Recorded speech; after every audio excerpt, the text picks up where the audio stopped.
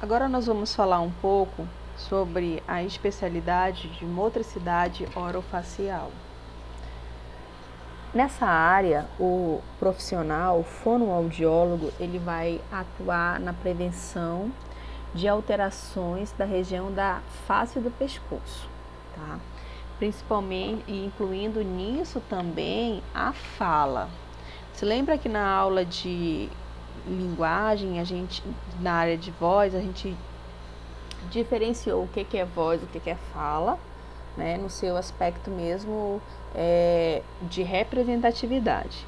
Agora a fala, ela entra dentro do processo de motricidade orofacial como um ramo, uma área da motricidade com a finalidade de reabilitação nos casos de alteração dessa situação específica, né? Que aí a gente vai ter as trocas dos fonemas, as trocas de fala. Tá? Além das funções de alteração nessa região da face do pescoço, o especialista em motricidade orofacial, ele também vai atuar nas funções de sucção, mastigação, deglutição e respiração.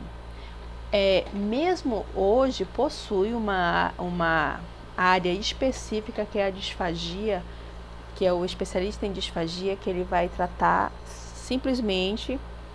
especificamente das alterações de deglutição. Mas quem trabalha com motricidade orofacial também pode atuar nessa área, ok? O profissional também presta atendimento para tratamento de disfunções miofuncionais de origem estrutural, funcional, mecânica ou neurogênica. E em alguns casos de perícia judicial, triagem neonatal, como o teste da linguinha. E ele também pode prestar uma assessoria, né, nas questões de amamentação e estética facial, que é o que entra aqui, ó, aqui nessas disfunções miofuncionais de origem estruturais, pode estar relacionado, por exemplo, com câncer de boca, com paralisia facial. Esse profissional, ele pode tratar essas alterações específicas, mas ele também pode trabalhar com a estética facial. Por quê? Porque o nosso conhecimento miofuncional da musculatura da face, do pescoço, pode desenvolver benefícios estéticos maravilhosos, ok? Então, a motricidade orofacial, ela é um campo da fonoaudiologia que é voltado para o estudo, pesquisa, prevenção, avaliação, diagnóstico, desenvolvimento, habilitação, aperfeiçoamento e reabilitação dos aspectos orofacial e cervical, tanto nos aspectos estruturais quanto funcionais dessas regiões, ok? O fonoaudiólogo com especialização na área de motricidade receberá o título de especialista em motricidade orofacial, ok? E aí você vai ter até com ênfase em hospitalar, com ênfase em amamentação e com ênfases em áreas específicas, agregando a esse valor, tá? O domínio do especialista em motricidade orofacial, ele requer um aprofundamento de estudos específicos, tá? Em situações que vão envolver a modificação estrutural e miofuncional associado com os problemas de fala, sucção, respiração, mastigação e deglutição, os hábitos deletérios de chupar dedo, as alterações, né, na estrutura dentária que pode afetar a amamentação, a fala, os sonos, o respirador oral. É um paciente desta área de especialidade. Problemas de fala e fluências decorrentes de alterações neurológicas ou músculo-esqueléticas também podem ser alvos, pacientes específicos dessa especialidade, ok? E aqui as fluências podem também estar sendo realizados tratamentos da gagueira, ou das disfluências também em si. Alterações ou anomalias estruturais craniofaciais congênitas de desenvolvimento e ou adquiridas, ósseas, musculares, articulares, posturais, que comprometam as funções orofaciais, ou seja, boca e face, temporomandibular, aqui também envolvendo mandíbula e essa articulação, né, da mandíbula e essas áreas cervicais. Alterações musculares também decorrentes de alterações neurológicas congênitas e ou adquiridas. Quais são as adquiridas? Vamos dizer aí uma alteração, um AVC que ocasionou naquele indivíduo alterações neurológicas, né? Dando curso aí com a afasia, com a paralisia da face desse indivíduo acometido por esta doença. Alterações e ou modificações decorrentes do envelhecimento, atividade muscular deficiente, excessiva em seus aspectos miofuncionais e estéticos, né, envolvendo aí as primeiras fases da deglutição, nos aspectos mastigatório e de formação do bolo alimentar.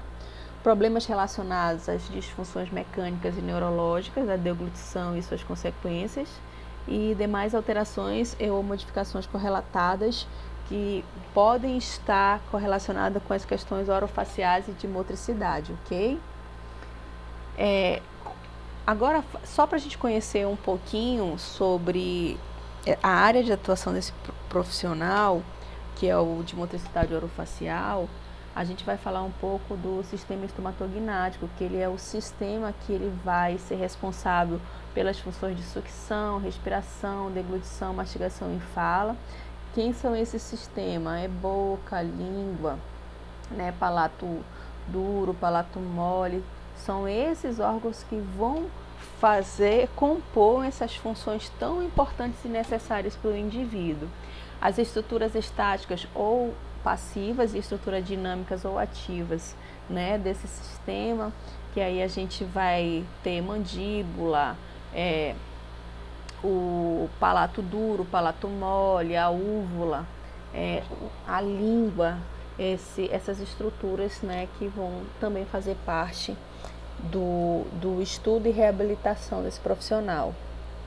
Passar por adaptações conforme as fases do desenvolvimento do indivíduo, ou seja, o especialista em motricidade, ele pode atuar desde do RN, né, nos processos de amamentação, que envolve sucção, até a terceira idade, com a reabilitação das alterações miofuncionais relacionadas com face e pescoço, né?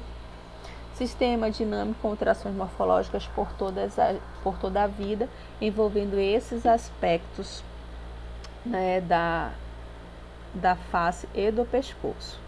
Ele também, o sistema estomatognático, ele está relacionado com esse crescimento craniofacial, as suas características genéticas de cada indivíduo, mas também ser conhecedor que funções como a amamentação, frênulo lingual exacerbado podem modificar as características desse indivíduo, né, transformando em características que podem levar a alterações de fala, de deglutição, hereditariedade, desnutrição, doenças, raças, hábitos, fatores socioeconômicos e clima.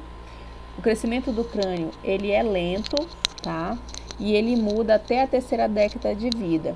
Então, esses fatores, eles vão estar relacionados com o profissional que é especialista em motricidade, para que ele tenha o conhecimento dessas características do crescimento crânio-facial relacionado com os fatores da família, com os fatores relacionados ao que a desnutrição, que é a má alimentação, que pode ter aí fatores, né, socioeconômicos participantes destas áreas, ok? Vamos falar um pouquinho agora sobre as funções. A sucção, ela é um reflexo próprio que é da espécie. todo indivíduo, ele já nasceria com essa sucção porque ela é um ato reflexo, ou seja, ela é inata, ela nasce com o indivíduo. Só que tem algumas crianças que, por alterações miofuncionais, né, de língua, por causa ali do freno lingual, ou então até por fatores de desenvolvimento ósseo da mandíbula, ali da maxila, elas podem ter alterações no processo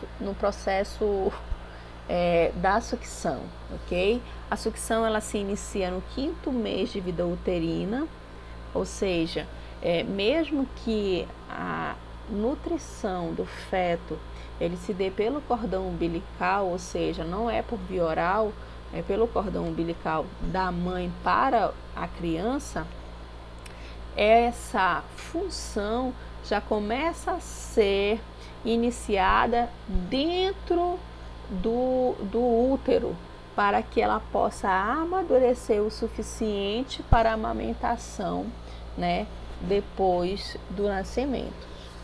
Observa-se nitidamente a partir da 29ª semana, porém desenvolvimento completo na 32ª semana de gestação, e até o 4º mês de vida é ato reflexo, ou seja, você encostou aqui no cantinho da boca do recém-nascido, ele automaticamente vai para um reflexo de busca e a partir daí para um reflexo de sucção. Envolve e colabora no desenvolvimento de vários grupos musculares. Uma sucção que ela tenha uma sincronia entre a pega no seio materno, entre a boa adequação da língua ali naquela pega na mama, ele vai ser fator crucial para o crescimento harmônico dessa face. Então, a sucção ela é de extrema importância, não apenas para que a nutrição da criança se dê através da amamentação, mas porque no processo de sucção da amamentação, essa musculatura estará sendo toda eliciada e movimentada, sendo desenvolvida dentro dos seus aspectos de normalidade. Tá? A deglutição, ela é uma sequência reflexa de contração musculares ordenadas que leva o bolo alimentar ou líquidos da boca até o estômago, ou seja, no caso do recém-nascido, a deglutição ela é uma sequência da sucção, elas não estão separadas, né? Ele não só faz a sucção sem engolir o alimento, né? Sem deglutir o alimento. Uma tem uma sequência da outra. No entanto, quando se tem uma maturidade já mental, cognitivo e de função neurológica, aí você até consegue fazer sucção, né, a partir do desejo de sugar, e você só deglute realmente se você quiser, tá? Atividade neuromuscular complexa e integrada, porque ela vai envolver aí todos os órgãos, né, fonoarticulatório, e também vai envolver sistema do corpo humano, sendo todas regidas aí pelo sistema nervoso central. A primeira função a manifestar-se no feto, ok? E ela se inicia lá ainda dentro, né, da barriga da mãe, ok? Ela é modificada a partir do desenvolvimento crâniofacial, amadurecimento do sistema sensório-motor oral e erupção dos incisivos. Por quê? Porque a deglutição inicial ela vai ser leite, né? Vai ser líquida, e aí essa maturação vai acontecendo, a dentição começa a surgir e há necessidade o quê? De modificação desse padrão de alimentação para que também seja modificada esse desenvolvimento craniofacial, ok? Aí elas possuem 3 fases, né? Fase oral, que é quando o alimento está na boca, a partir do momento em que, né, acontece essa necessidade, essa vontade de comer. Ela pode ser faríngea, tá? Ou esofágica. Ela pode ser oral, voluntária ou consciente nessa fase oral, porque eu posso sentir a necessidade de deglutir, ou como ela pode, no caso do recém-nascido, ela pode ser também inconsciente, só uma sequência de reflexo a partir da sucção. A respiração ela é pulmonar e ela só acontece após o nascimento, né, no caso do ser humano. Por quê? Porque o feto, estando dentro da barriga da mãe, ela vai ter as suas necessidades de nutrição através do cordão umbilical. Então, a respiração ela é uma função que acontece após o nascimento, ela é essencial para manter a vida, ok? Ela tem como finalidade executar trocas gasosas entre o organismo e o meio, ou seja, a respiração ela tem como função oxigenar o nosso organismo, né? De forma natural, ela tem que acontecer por via nasal. Por quê? Porque esse ar ele vai ser filtrado através das características do nariz, né? Da composição do nariz. Ele vai ser aquecido ou umidificado para não causar infecções, né, aqui na garganta, para ele poder entrar sendo compatível com a temperatura corporal. Olha, eu falei de mastigação. A mastigação ela é a ação de morder, triturar e mastigar os alimentos. Ela faz parte dessa especialidade da motricidade orofacial. Então, ela está relacionada com o quê? Com a ação de morder, triturar e mastigar os alimentos, ok? Ela aparenta ser a função mais importante do sistema estomatognático, porque ela é a primeira via de entrada de nutrientes para o nosso organismo, ok? Ela é complexa, altamente dinâmica e que exige um controle sincronizado entre musculatura mastigatória, facial e lingual, e também acrescentando aqui os comandos do sistema nervoso central, ok? A fala, como a gente já falou antes, ela é diferente de voz. A fala é o quê? É a transformação da voz em palavras através da articulação da boca e da língua. Ela é executada, né, através desse sistema estomatognático, e ela envolve sistema respiratório e digestório também, tá bom? Ela é uma função própria do ser humano, só quem fala é o ser humano. Aí você diz, e o papagaio? Na realidade, o papagaio ele só repete um comando. A fala, ela precisa ser elaborada a partir de um conhecimento prévio do indivíduo com o meio ambiente, para que ele gere o quê? Um conhecimento e uma bagagem para que ele possa desenvolver um discurso, tá? Quando nasce o bebê, ele já começa a trabalhar e ser preparado para falar, ok?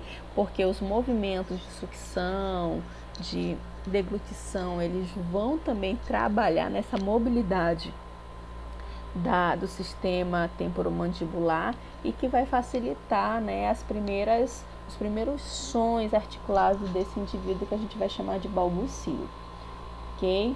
Os sons produzidos nas pregas vocais são controlados, modelados e articulados pela laringe, faringe, cavidade oral e nasal, ok?